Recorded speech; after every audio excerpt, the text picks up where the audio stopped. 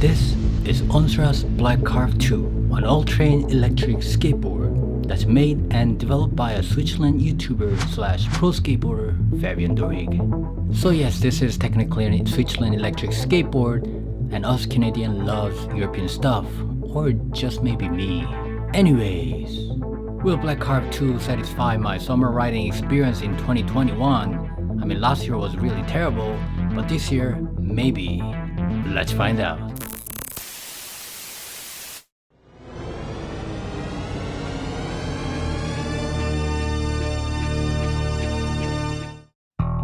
Let's start with what's in the box.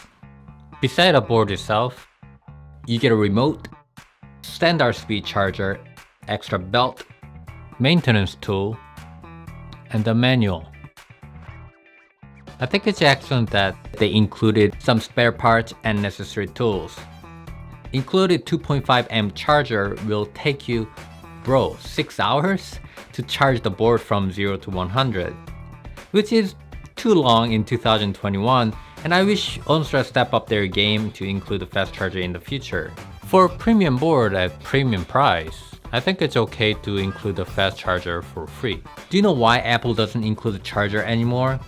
Because slow charger sucks. The deck. Perhaps the most underrated part of the longboard, but the quality deck makes quality ride. Black Carve2 has composite deck made out of 6-ply maple, 1-ply bamboo, and 3-ply glass fiber, making this deck very stiff. It does have some flexibility because it is wooden board after all, so it is not as stiff or unforgiving as carbon fiber, but with the battery tray, it is not designed to be flexible. It's beautifully painted in matte black, with engraved logo at the center. It is very nice touch.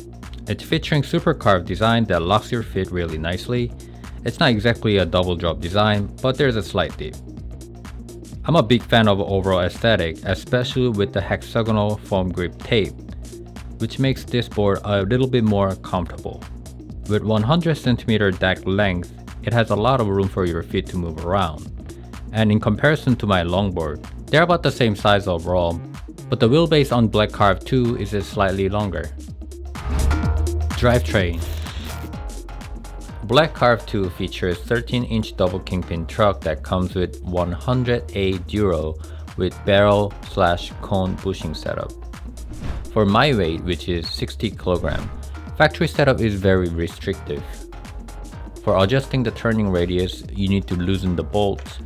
With included T-tools, I can only reach the top bolts, but not the bottom one. I hope they include a better tool set in the future, such as number 14 spanner like this. This board is belt driven, so it comes with two 63-68 size bell motors that drives 150mm pneumatic tires. The motor mount is actually larger diameter than motor itself, so it naturally protects the motor from hitting the ground without extra protection. But looks like you can mount the extra guard if you want to, as the mounting point does exist. Electronic. Black Carve2 uses carbon fiber tray to contain 12S3P 648 Wh battery with Hobbywing ESC. By simple calculation of max voltage times max amperage, which is 50 volt times 30 amp, it should be able to output up to 1500 watt per motor. And that's about 4 horsepower. On the left side of the battery, we have a power button that glows on red.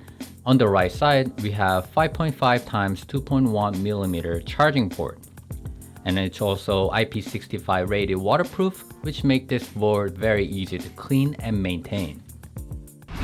Remote. Onsra's remote is a classical thumb throttle shape.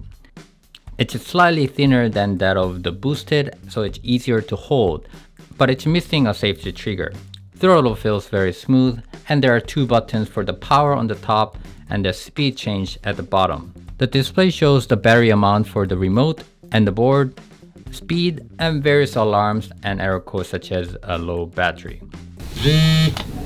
Interestingly, this remote uses vibration motor in it instead of a loud annoying alarm sound. According to the manual, the remote supports the cruise control by clicking power button on the speed you want. And the reverse gear is activated by clicking the mode button twice.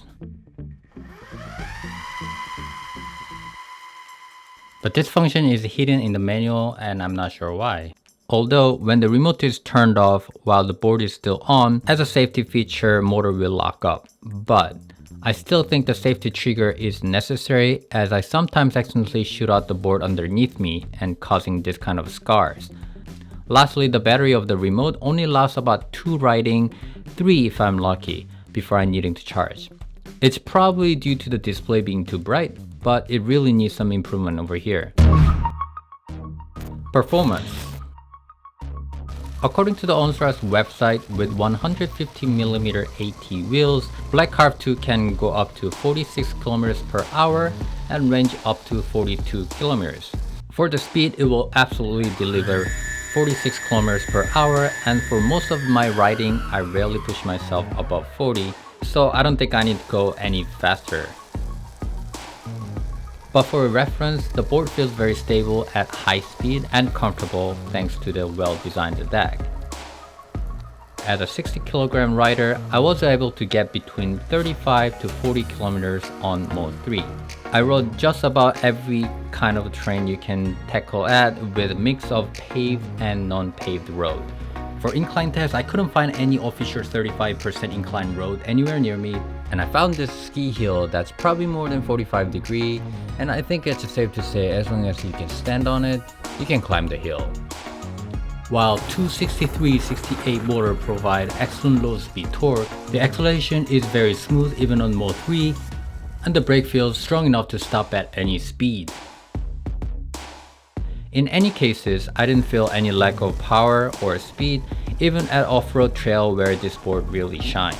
Just like the switch lane where this board is developed, here in Ontario we have lots of trail paths surrounding the city where you can really enjoy this board around. Verdict. So Onsra's Black Carve2 looks and feels premium. It uses nice thick wooden deck that uses carbon fiber battery tray, and I love the minimalistic designs. The board will go faster than one can handle and will travel through any terrain of your choice. However, the electronic, especially the ESC, could be better at this price range. As the competitors started to use app integration and utilize the smart BMS, I do feel it is little left out. But then again, it is a pretty simple product to use, so I'm not sure if that's necessary. As an example, my 9-bot scooter has such app, but I hardly use it anymore. Also, the remote needs some refinements. With safety trigger and longer lasting battery, it'll be perfect for this board. Anyways, that's it for today. I left the purchase link in the description just in case you are interested in purchasing one. And I also provide a coupon code so that you can save 7% off the original cost. I hope that was interesting for you, and I'll see you on the next one. Bye.